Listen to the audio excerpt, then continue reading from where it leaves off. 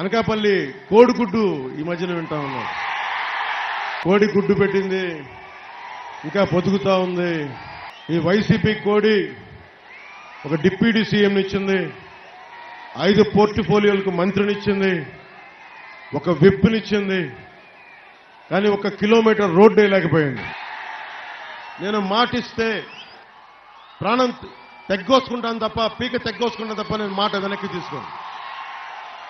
అనకాపల్లి రైతాంగానికి శారదా నది తీరం ఉండి ఇక్కడ ముఖ్యంగా 2 మండలాల్లో నీరు రావట్లేదు. కాలువలు ఉన్నాయి, కాలువల్లో కనీసం గ్రోయిల్ని అంటే అడ్డుకట్ట వేసి పొలాలకి పంపించే ఆ వ్యవస్థని సరిగ్గా మరమ్మతులు చేయట్లేదు.